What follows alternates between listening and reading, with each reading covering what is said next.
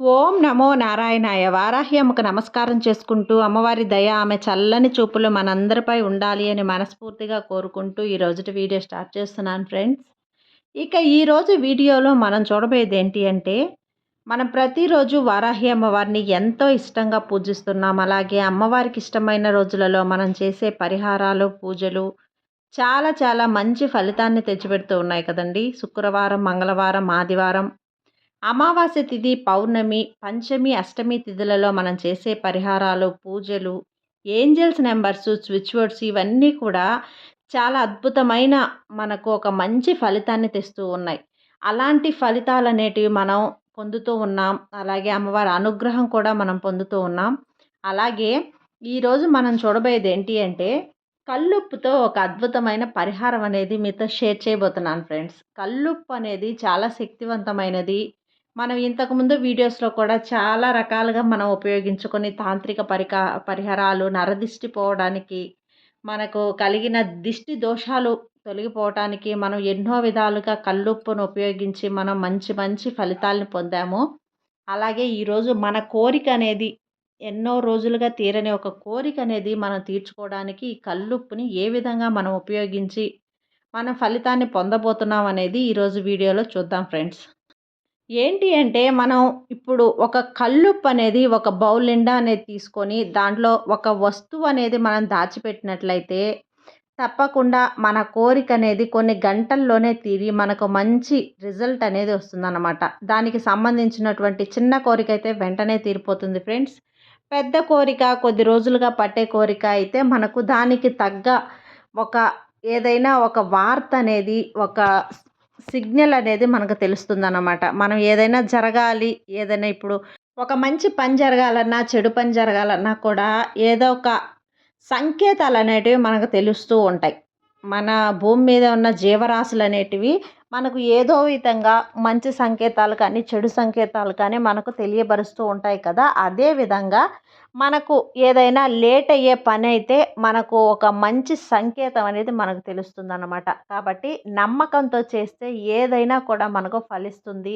ఎలాంటి కష్టమైన పనినైనా సరే మనం సాధించుకోగలం అన్నమాట. కాబట్టి ఇప్పుడు ఆ పరిహారం ఏంటి అంటే కల్లుప్పు తెచ్చుకోవాలండి. కల్లుప్పు అనేది మనకు తెలుసు. దాన్ని దొడ్డుప్పు అని కూడా అంటాం. మీ ఇంట్లో ఉన్నదైనా పర్వాలేదు. లేదంటే ఒక కొత్త ప్యాకెట్ కొనుక్కున్నా కూడా పర్వాలేదు.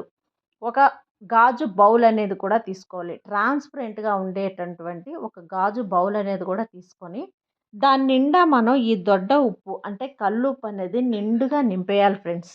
ఇలా నిండుగా నింపేసిన దానిలో ఇప్పుడు మన కోరిక, మన సమస్య ఏదైనా సరే మనం ఒక విషయం జరగాలి, తీరాలి అనుకున్నప్పుడు ఆ విషయాన్నొచ్చేసి ఆ పేపర్‌లో ఒక వైట్ పేపర్‌లో మనం రెడ్ కలర్ పెన్నుతో రాయాలన్నమాట.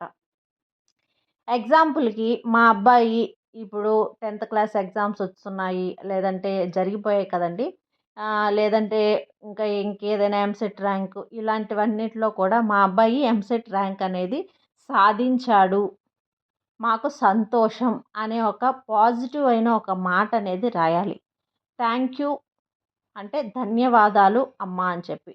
లేదు అంటే సంతానం కోసం ఎవరైనా ప్రయత్నిస్తున్నటువంటి వాళ్ళైతే మాకు సంతానం కలిగించు అని అడగకూడదు. మాకు సంతానం కలిగింది. మేము సంతోషంగా ఉన్నాము. ధన్యవాదాలు వారాహి తల్లి అని చెప్పి దాంట్లో రాసి అలా ఏ కోరికైనా కానీ మీకు అప్పు తీరాలి అనుకోండి. మాకు అప్పు తీరింది. ఇంత అమౌంట్ అనేది వేసి మాకు అప్పు అనేది తీరింది. సంతోషం అమ్మ అని చెప్పి రాయాలి. ఇలా మనం జరగబోయేది జరగాలి అనుకున్న దాన్ని మనం పాజిటివ్‌గా రాసి దాంట్లో వచ్చేసి 24 అనే నంబర్ వేయాలి ఫ్రెండ్స్. 24 అనే అది ఏంజెల్ నంబర్ అనొచ్చు. లేదంటే ఒక శక్తివంతమైన నంబర్ అని కూడా అనొచ్చు. 24 అని రాసి దాన్ని మనం కూడుకుంటే 6 వస్తుందనమాట. అంటే 6 వస్తుంది. 6 సంఖ్య అంటే శుక్ర భగవానునికి సంబంధించిన సంఖ్య. ఒక శుభ సంఖ్య అన్నమాట. మనకేదైనా డబ్బు పరంగా, ఆర్థిక పరంగా వీటన్నింటికి సంబంధించినటువంటి శుక్ర భగవాని అనుగ్రహం కూడా అందులో ఉండి, మనకు ఆ కోరిక నెరవేరేటట్లుగా శుక్ర భగవానుని ఆశీర్వాదం కూడా మనకు కలుగుతుంది. ఈ విధంగా మీ కోరిక దాని కిందొచ్చేసి 24 అనే నంబర్ వేసి, ఆ పేపర్‌ని చుట్టేసి, దీన్నొచ్చేసి మీరు ఆ కల్లుప్పులో దాచిపెట్టేయాలి. పైన కొంచెం కల్లుప్పు తీసేసి దాని లోపల అనేది పెట్టి పైన కల్లుప్పు అనేది వేసేయాలన్నమాట.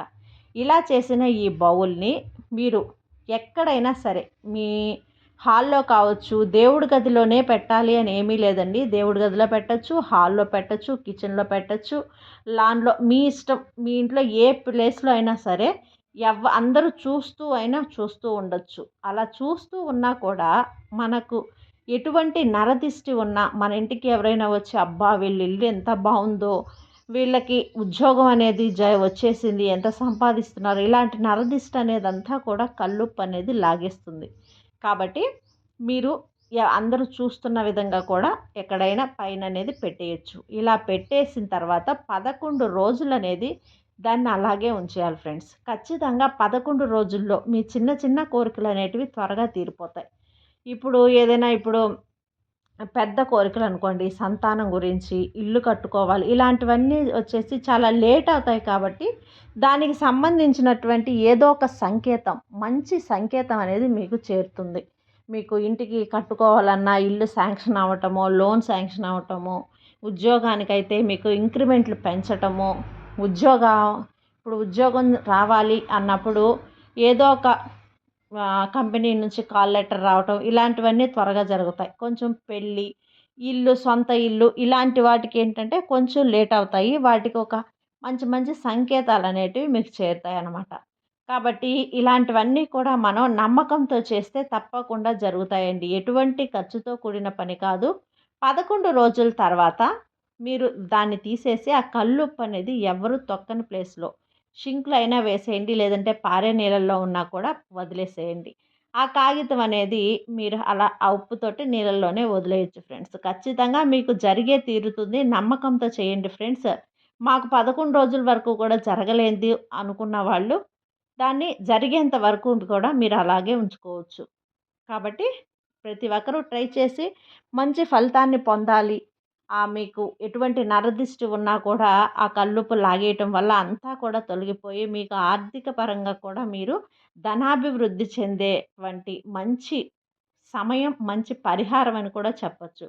ఈ విధంగా ట్రై చేసి చూడండి. మీ జీవితంలో కలిగే అద్భుత మార్పులు అనేటివి మీరే చూస్తారు. అది ఫ్రెండ్స్ ఈరోజుటి వీడియో. ఈ వీడియో కనుక మీకు నచ్చినట్లయితే లైక్ చేసి సబ్స్క్రైబ్ చేయండి. మరికొంతమంది భక్తులకు షేర్ చేయండి. సర్వే జన సుఖినో భవంతు. జై సాయిరాం.